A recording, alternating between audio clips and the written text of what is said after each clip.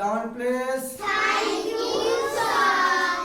Good morning student, कैसे हैं आप लोग? ठीक है सर। आज आपको हम एक बहुत ही अच्छी और शिक्षाप्रद कहानी सुनाएंगे। आप लोग सुनेंगे तो एकदम खुश हो जाएंगे, ठीक है? पढ़ते पढ़ते मन उब जाता तो कहानी सुनने का मन करता है ना। और कहानियां जो सही से सुन करके, शिक्षाप्रद कहानियां हैं जो सुन करके सही से अमल करता है तो उसके जीवन में अच्छा प्रभाव पड़ता है, ठीक है? अच्छी कहानियां, क्यों? कहानियां कुछ झूठी भी होती हैं, कुछ कहानियां सच्ची भी होती हैं, लेकिन कोई भी कहानी हमें कुछ न कुछ सीख जरूर दे के जाती है, ठीक है? वही कहानी है राजकुमारी और चांद की। कहानी किसकी है? राजकुमारी और चांद की। सब लोग खोल लेंगे चैप्टर नंबर 7।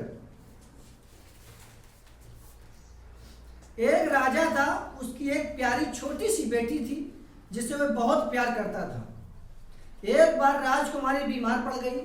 कई डॉक्टर बुलाए गए लेकिन कोई भी उसे ठीक ना कर सका। किसी को यह पता नहीं चल रहा था कि इसे बीमारी क्या है। हर माता पिता अपने बच्चों से प्यार करते हैं, चाहे वो लड़की हो और चाहे लड़का हो, बराबर प्यार करते हैं।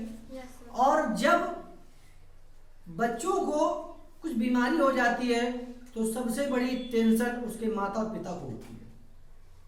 तो वही है कि बीमारी लग गई राजकुमारी को। डॉक्टर आए लेकिन बीमारी का सही से पता नहीं कर पा रहे थे, तो राजा बहुत चिंतित थे। बात समझ रहे हैं ना? एक दिन राजा बहुत उदास अपनी बेटी के पास बैठे थे। राजकुमारी का हाथ पकड़कर वह बोले, मेरी समझ में नहीं आ रहा कि तुम्हें ठीक करने के लिए मैं क्या करूं। तुम्हारे इलाज के लिए मैं कुछ भी करने के लिए तैयार हूं। अपनी बेटी के पास बैठकर उसका हाथ पकड़ करके बोल रहे थे कि तुम्हारे लिए मैं सब कुछ कर सकता हूं, बस ये पता चल जाए कि तुम कैसे ठीक होगी, बीमारी तुम्हें कौन सी है। यह सुनकर राजकुमारी झट से बोल उठी, आप मेरे लिए चांद मंगवा दीजिए, मैं उससे खेलूंगी तो मेरी तबीयत ठीक हो जाएगी।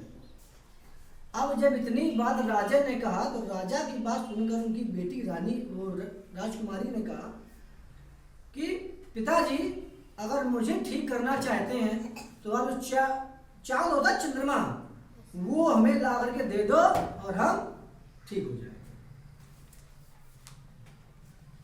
तब राजा ने खुश होकर कहा, ठीक है, मैं तुम्हारे लिए चांद मंगवाता हूं। राजा के दरबार में एक से एक बढ़कर योग्य आदमी थे। राजा ने सबसे पहले अपने प्रधानमंत्री को बुलाया और धीरे से कहा, रानी बिटिया को खेलने के लिए चांद चाहिए, आज नहीं तो कल रात तक जरूर आ जाना चाहिए। अब राजा तो राजा होता है, उसके पास हजारों नौकर होते हैं, वो तो जो बोल देगा सो उसको चाहिए। तो उसने कहा, मेरी बेटी के लिए चांद बहुत जरूरी है, आज शाम तक या कल तक चांद हर हाल में आप लेकर के मुझे दे दो, ये समझ लेना। अपने प्रधानमंत्री से कहा, समझ रहे हैं ना? प्रधानमंत्री ने सुना तो होश उड़ गए, बोला चांद? राजा ने कहा, हाँ जी चांद। प्रधानमंत्री के माथे पर पसीना आ गया। थोड़ी देर बाद वह बोला, महाराज, मैं दुनिया के किसी भी कोने से कोई भी चीज मंगा सकता हूं, लेकिन चांद लाना असंभव है। सही बात है, चांद बताइए आसमान में होता है, वो कैसे नीचे आएगा? और फिर चांद छोटी चीज तो है नहीं है, चांद बहुत विशाल है, कैसे आएगा वो, है ना? तो उन्होंने कहा, प्रधानमंत्री ने राजा से कि साहब, आप कुछ भी मंगा लीजिए, हम दे देंगे, लेकिन चांद मत मांगिए, हम कैसे ला के देंगे?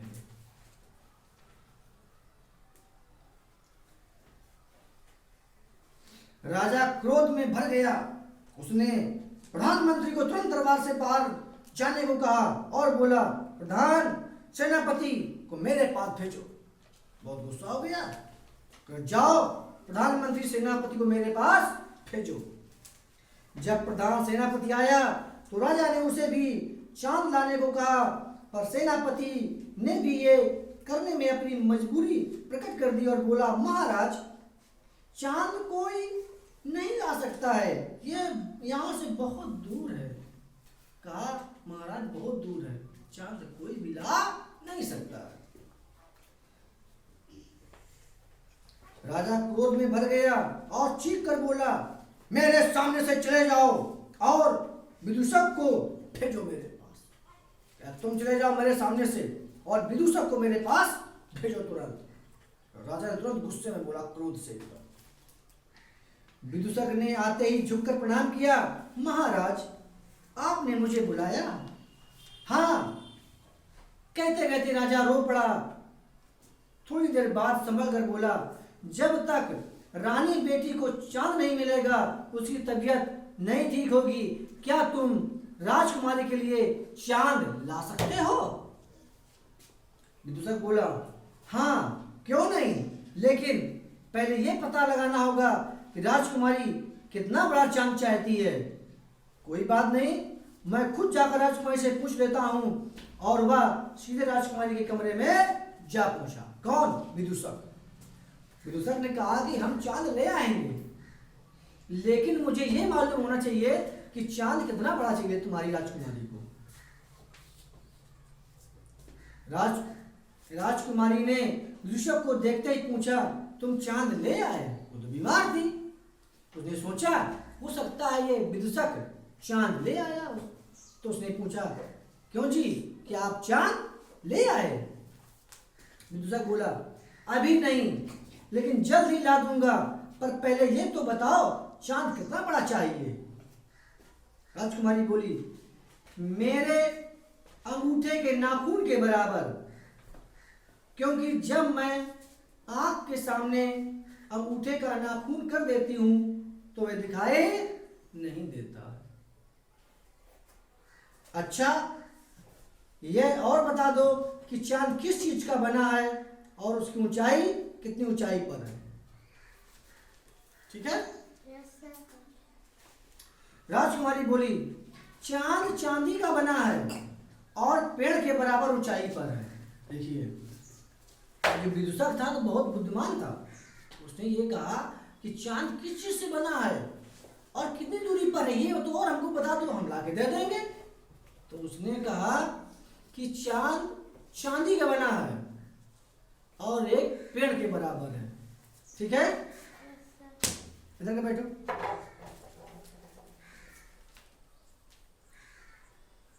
विदूषक ने कहा, ठीक है, आज रात को मैं पेड़ पर चढ़कर चांद उतार लाऊंगा।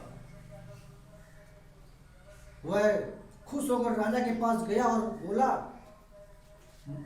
राजा महाराज, मैं कल तक राजकुमारी के लिए चांद ले आऊंगा। फिर उसने राजा को अपनी योजना बताई। योजना सुनकर राजा बहुत खुश हुआ। अगले दिन विदूषक सुनार से चांदी का चांद बनवा कर ले आया। उसने वह चांद राजकुमारी को दे दिया। वह चांद पाकर राजकुमारी बहुत खुश हुई।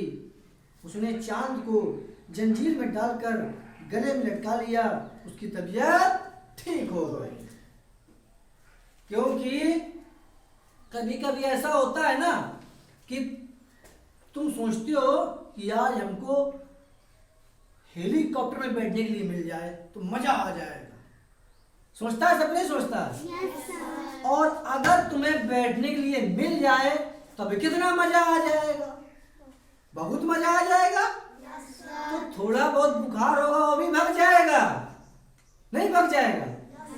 कि भाई हम बैठ रहे हैं एरोप्लेन में, बैठ रहे हैं हवाई जहाज में, बुखार ऑटोमेटिक भाग जाएगा। ऐसे राजकुमारी जब चांद को देखा ना तो तबीयत उसकी ठीक हो गई। अब राजा को ये चिंता खाए जा रही थी कि जब राजकुमारी खिड़की से आसमान में चांद देखेगी तो क्या कहेगी।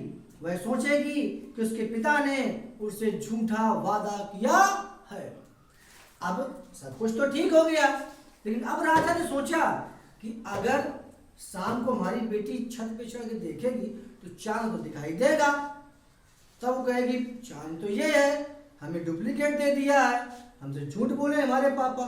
तब क्या सोचेंगे हमारे विषय में, समझ रहे हैं ना।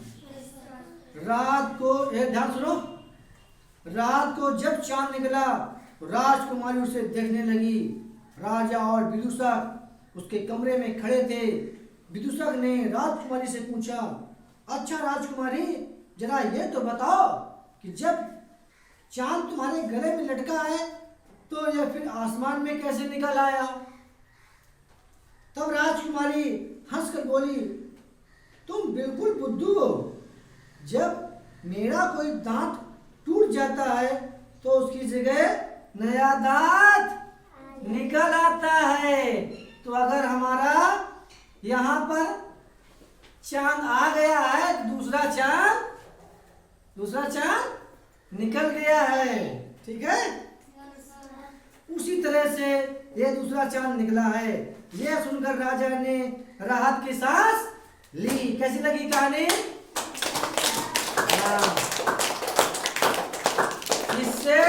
इससे ये सीख मिलती है कि हमें कभी भी अपने माता पिता से कोई काम के लिए जिद नहीं करना है। जो उनके हिसाब से वो आपको दे रहे हैं वही स्वीकार कर लेना है। ये नहीं कहना है कि नहीं मुझे एरोप्लेन में बैठना ही है। अब वो कहाँ से लाएंगे एरोप्लेन? उससे आप बीमार हो गए कि नहीं हो गए? तो डिमांड कोई चीज की नहीं करनी है, ठीक है। चलिए गुड।